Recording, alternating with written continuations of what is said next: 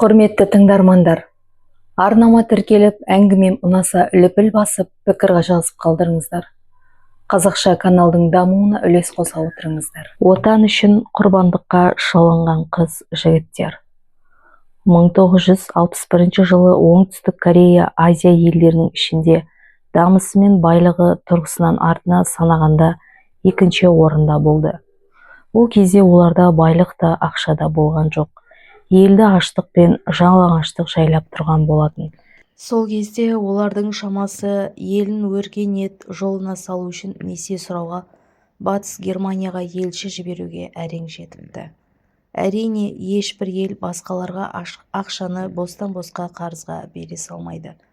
Батыс Германия жағы өздеріне жеткіліксіз болған жұмысшылар мен медбикелерді Оңтүстік Корея халқынан қамтамасыз ету арқылы солардың жалақысын кепілдікке қойып, 140 миллион марка, 100 миллион доллар несие беруге келісіпті. Корея биылғы өз халқына осы жағдай туралы ашық түсіндіріп, халықтан көмек сұрағанда 46 мың қыз бен жігіт Батыс Германияға барып ақысыз еңбек етуге дайын екендігін айтыпты. Олардың көбісі колледж студенттері немесе орта мектептегі жақында ғана бітірген өрімдей қыз-жігіттер еді. Сонымен 46 мың қыз бен жігіт өз елінің болашағы үшін құрбандыққа шалынып, кампус әуежайынан Батыс Германияға аттаныпты. Қыздары Шалағай ауылындағы ауруханаларға таратылды. Неміс тілін білмейтін медбикелердің басты міндеті өлгендердің мәйітін тазалау, спирт сіңірілген шүберекпен қайта-қайта мұқият сүртуі, күні бойы жүздеген мәйітті сүрту, қайталап сүртіп тазалау олардың жұмысы еді. Өлі денемен күні бойы бірге болу несі жақсы дейсің? Олар жылады, бірақ қайтадан еліне қайтпады, төзіп бақты. Ал ерлері керісінше 1000 метрден де терең шахталарда ауасыз қапырық ыстық жағдайда көмір қазды. Неміс жұмысшылары күніне 8 сағат қана жұмыс істесе, Корея жұмысшылары жер астында 10 сағаттан астам жұмыс істеді. Тіпті неміс телебағдарламалары мен газеттері корейлердің керемет еңбекқор халық екеніне, олардың төзімділігіне таңдағанын ашық жазып жатты. 3 жылдан кейін 1963 жылы Батыс Германия президенті Любкиттің шақыруымен Оңтүстік Корея президенті Пак Кын Хе, қазіргі Пак Кын Хенің әкесі, Батыс Германияға барды. Ол кезде Кореяда кедей ел болғандықтан оларда президенттік ұшақ болмаған еді. ақш арқылы ұшақ билетін брондағанымен президент Пак Кын Хе әскери төңкеріспен билікке келгендіктен ақш ұшақпен қызмет көрсеткісі келмей билеттің күшін жойыпты.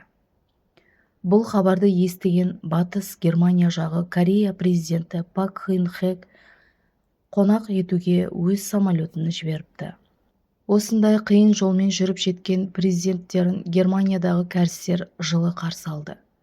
Германияға келген президент Пак пен президент Любки шахта жұмысшыларына шабыт беру үшін шахтаға барды.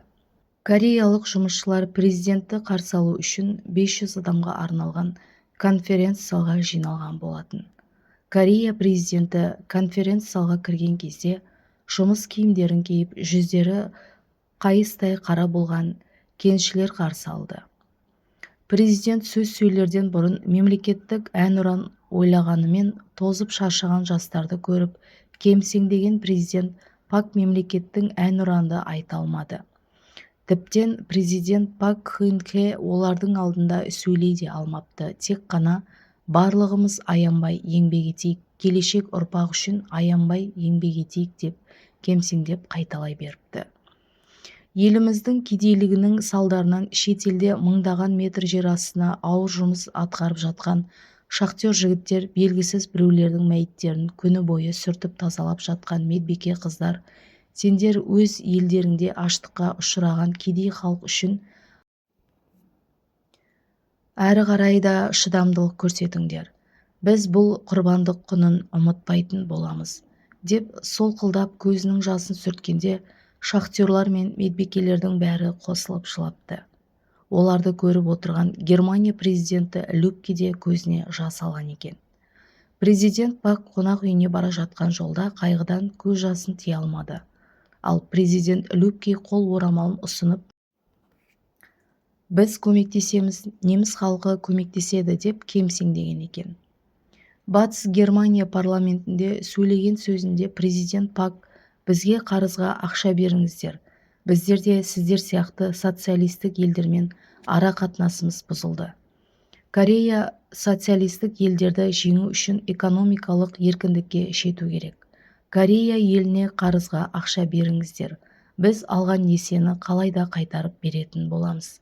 Мен өтірік айта алмаймын. Бізді кәрістер мүлдем жалған сөйлемейтін ел. Біздің социалистік елдерді жеңуімізге көмектесіңіздер, депті. Сол кезде Корея әлемдегі ең кедей елдердің бірі болды. Оның байлығы да ақшасы да жоқ еді. Оның артында Үндістан ғана тұрды. Олар Германиядан қарызға ақша ала алды. Ал 1965 жылдан бастап күрт көтерілген Корея экспорт өнімі бойынша әлемді дүр сілкіндіре бастады.